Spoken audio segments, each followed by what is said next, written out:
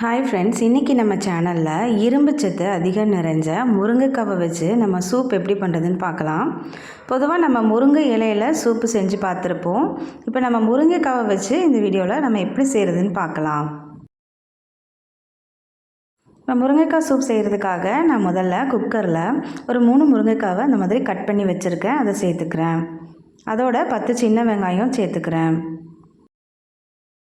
அது கூடயே ஒரு 4-5 பூண்டு பல் கட் பண்ணி வச்சுருக்கேன், அதையும் சேர்த்துக்கிறேன்.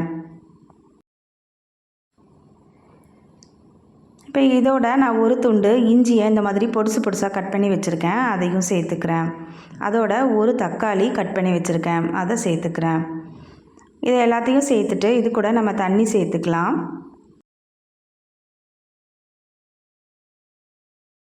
ஒரு 3 டம்ளர் அளவுக்கு நான் தண்ணி சேர்த்துருக்குறேன்.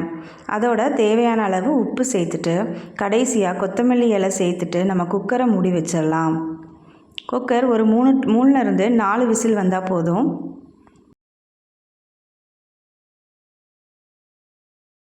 நாலஞ்சு விசில்லையே முருங்கைக்காய் நல்லா வெந்துடும். இப்போ 4 விசில் வந்துட்டு இப்போ நம்ம இதை ஓப்பன் பண்ணி பார்க்கலாம்.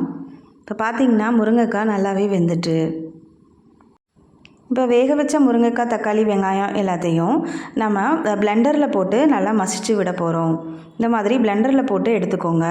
அப்படி இல்லைன்னா நல்லா மசிச்சு விட்டுக்கோங்க. கரண்டியை வச்சோ இல்லை மற்ற வச்சோ நல்லா மசிச்சு விட்டுக்கோங்க. மிக்சி ஜாரில் சேர்க்க வேண்டாம். மிக்சி ஜாரில் சேர்த்தோம் அப்படின்னா நம்ம முருங்கைக்காய் குச்சியெல்லாம் அதில் போய் சிக்கிக்கிடும். அதனால் மிக்சி ஜாரில் சேர்க்க வேண்டாம். இப்போ பார்த்திங்கன்னா இந்த பிளெண்டர்லேயே நல்லா சிக்கி இருக்குது. இது பிளெண்டருங்கிறதுனால நம்ம எடுத்துடலாம் ஈஸியாக.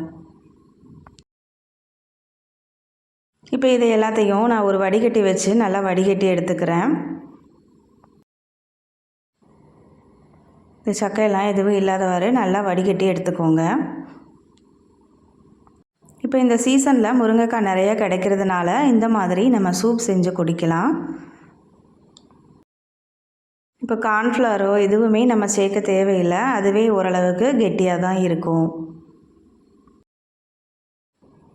இப்போ இதில் நம்ம மிளகுத்தூள் தூவிக்கலாம்.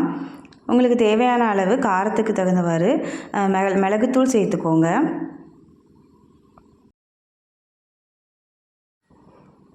இப்போ இதை நல்லா கலந்து விட்டுட்டு நம்ம வேறு ஒரு பவுலுக்கு மாற்றிக்கலாம். மாற்றிட்டு அதுலேயும் நம்ம தேவைப்பட்டால் மிளகுத்தூள் சேர்த்துக்கோங்க. இப்போ இதில் நான் கொஞ்சமாக மிளகுத்தூள் மேலே அப்படி சேர்க்குறேன். அது கூட நான் பொடிசாக கட் பண்ணி வச்சுருக்கிற கொத்தமல்லி இலையும் சேர்த்துக்கிறேன். நல்லா பொடிசாக கட் பண்ணி வச்சுக்கோங்க. நல்லா சூப்பரான ஹெல்த்தியான முருங்கைக்காய் சூப் ரெடி ஆகிட்டு. இந்த வீடியோ உங்களுக்கு பிடிச்சிருந்தது அப்படின்னா நம்ம சேனலுக்கு லைக் பண்ணிவிட்டு சப்ஸ்கிரைப் பண்ணிக்கோங்க. அதோட உங்கள் ஃப்ரெண்ட்ஸுக்கும் ரிலேட்டிவ்ஸுக்கும் ஷேர் பண்ண மறக்காதீங்க. தேங்க்ஸ் ஃபார் வாட்சிங்.